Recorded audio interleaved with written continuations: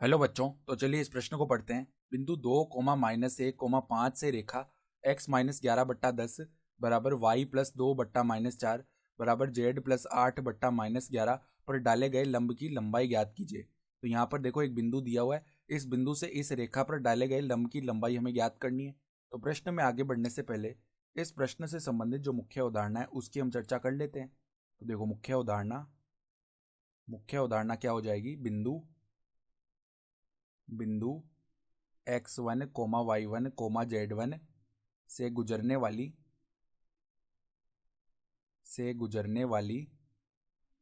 a, b, c दिक अनुपात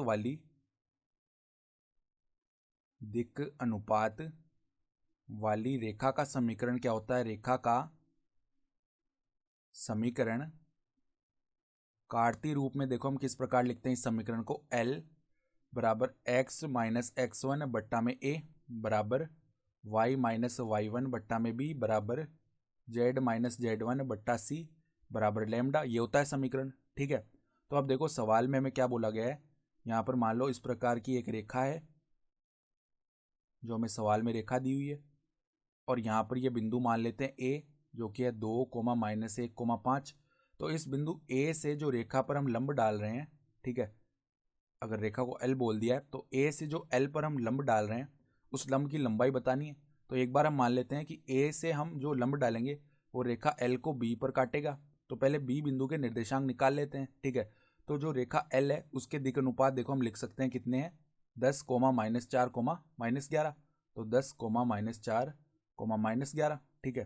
तो देखो रेखा कौन सी हमारे पास में सवाल में, x-11/10 बराबर y+2/-4 बराबर में z+8/-11 बराबर में एक बार लैम्डा मान लेते हैं। तो अगर हम x का मान ज्ञात करें यहाँ से तो 10 लैम्डा प्लस में 11 आ जाएगा। y का मान ज्ञात करें तो -4 लैम्डा -2 आ जाएगा, और z का मान ज्ञात करें तो -11 लैम्डा -8 आ जाएगा। ठीक है। तो अब देखो हम जानते हैं कि दो लंबवत रेखाओं के दिक् अनुपातों के गुणनफलों का जो योग है वो क्या होता है, 0 होता है। तो हम देख पा रहे हैं कि जो ए बी रेखा है उसके अगर हम दिक् अनुपात लिखें तो देखो ए बी के दिक् अनुपात अगर लिखना चाहें हम तो बिंदु बी को एक बार हम क्या बोल देते हैं, x, y, z। तो x, y, z बोल दिया। तो अब इसके दिक् अनुपात कैसे लिखेंगे हम, x2 - x1, y2 - y1 और z2 - z1 ऐसे करके लिख देंगे दिक् अनुपात। तो x-2, ठीक है, कोमा y माइनस में माइनस का 1 यानी y+1, कोमा z-5। तो ये आ जाएंगे इसके दिक् अनुपात। और ये जो रेखा L है इसके दिक् अनुपात हम पहले लिख चुके हैं, 10, -4, -11। तो अगर ये दोनों रेखाएं लंबवत हैं तो इनके जो दिक् अनुपातों के गुणनफलों का जो योग है वो 0 आएगा, यानी कि 10 गुणा में क्या आ जाएगा, x-2, फिर देखो -4 गुणा में y+1, फिर देखो -11 गुणा में z-5। इसका मान जो है 0 के बराबर आएगा। अर्थात यहाँ से देखो 10x -20 माइनस में 4y -4 माइनस में 11z प्लस में 55 बराबर में 0।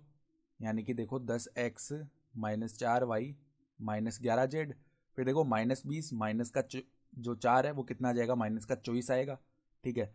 और 55 माइनस में 24 करेंगे हम, ठीक है, तो हमारे पास में कितना आ जाएगा, प्लस का 31 आ जाएगा। ठीक है। ये बनेगा बराबर में क्या है, 0 के बराबर। तो अब देखो यदि हमें बिंदु बी के निर्देशांक ज्ञात करने तो यहाँ पर x बराबर 10 लैम्डा प्लस 11, y बराबर -4 लैम्डा -2 और z बराबर -11 लैम्डा -8 रखना पड़ेगा, तभी बिंदु बी के निर्देशांक आएंगे। ठीक है। तो अब देखो बिंदु बी के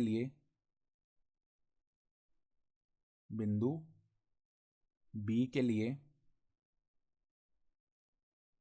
यहाँ पर देखो 10 गुणा में x का मान क्या रखना है, 10 लैम्डा प्लस 11, 10 लैम्डा प्लस में 11 -4 गुणा y का मान क्या रखना है, -4 लैम्डा -2, -4 लैम्डा -2 -11 गुणा देखो z का मान क्या रखना है, -11 लैम्डा -8, -11 लैम्डा -8 प्लस में 31 बराबर में 0। तो अब देखो लैम्डा का मान यहाँ से निकालेंगे तो यहाँ पर 100 लैम्डा प्लस में 110 प्लस में 16 लेमडा प्लस में 8, फिर यहाँ पर प्लस में 121 लेमडा आएगा। ठीक है, तो ये प्लस का बन गया 121 लेमडा। फिर यहाँ पर प्लस में क्या आ जाएगा 88 प्लस में 31 बराबर में 0। तो अब लेमडा लेमडा के पदों को अलग से जोड़ लेते हैं। ठीक है, तो यहाँ पर देखो 100 प्लस में हम निकालेंगे 121। ठीक है, तो ये कितना बन जाएगा 131 लेमडा, और 131 लेमडा प्लस में 16 लेमडा भी तो है। तो यहाँ पर देखो पहले ऐसे लिख लेते हैं 16 लेमडा प्लस में 131 लेमडा। ठीक है, देखो 131 नहीं आएगा, हमने एक गड़बड़ कर दी कि 100 लेमडा प्लस में 121 लेमडा कर रहे हैं ना, तो इसका मान 221 लेमडा के बराबर आएगा। तो 221 लेमडा आएगा ये। ठीक है, और प्लस में 16 लेमडा तो अलग से है। फिर देखो 110 प्लस में 8 कितना हो गया, ये हो गया 118। 118 इसको ऐसे लिख देते हैं, प्लस में 88 प्लस में 31 ये करेंगे तो हमारे पास में 119 आएगा बराबर में 0। तो अब देखो बाकी के पदों को जोड़ते हैं, तो यहाँ पर 7 आ गया, फिर 1 प्लस में 2 हो गया 3, तो ये 237 लेमडा बन चुका है। प्लस में यहाँ पर देखो 17, एक हासिल चला गया तो यहाँ पर 3 आ जाएगा, और ये 237 बराबर में 0। तो अगर यहाँ से लेमडा का मान निकालें तो -237 बट्टा 237 यानी माइनस का 1 आ जाएगा लेमडा का मान। ठीक है, तो अब हम क्या करते हैं, लेमडा का मान रख के एक्स वाई जेड निकाल लेंगे, यानी कि बिंदु बी के निर्देशांक निकाल लेंगे। तो देखो एक्स बराबर में क्या आएगा 10 गुणा में -1, 10 गुणा में -1 प्लस में 11, यानी कि 11 - 10 1 बन जाएगा ये। वाई बराबर क्या था, वाई बराबर था -4 लेमडा -2, यानी -4 गुणा में -1 -2, तो ये बन जाएगा 4 - 2 यानी कि 2। फिर देखो जेड बराबर में क्या आया, जेड बराबर में -11 लेमडा -8 था, तो -11 -8, तो 11 -8 यानी कि 3 बन जाएगा। तो अब बिंदु बी के निर्देशांक आ चुके हैं, तो बिंदु बी क्या बन गया, देखो बी बिंदु बन चुका है 1, 2, 3। तो हमें तो लंब की लंबाई निकालनी थी, अर्थात ए बी निकालनी थी, तो ए बी हम निकाल लेंगे। देखो अब दूरी के सूत्र का प्रयोग करके, तो वर्गमूल x2 - x1 का वर्ग करते हैं पहले, यानी कि 1 माइनस में 2 का वर्ग, 1 - 2 का वर्ग प्लस में y2 - y1 का वर्ग, यानी कि देखो 2 माइनस में क्या आएगा माइनस का 1, यानी कि 2 प्लस में 1 इसका वर्ग हो जाएगा, प्लस में देखो z2 - z1 का वर्ग, यानी कि 3 माइनस में 5 का वर्ग, तो 3 - 5 का वर्ग ये बनेगा।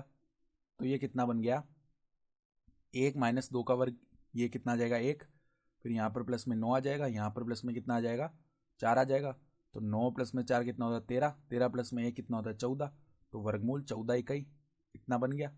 ये हमारी अभिष्ट दूरी आ गई। ठीक है, तो आशा करता हूँ कि आपको ये प्रश्न समझ में आया होगा। धन्यवाद।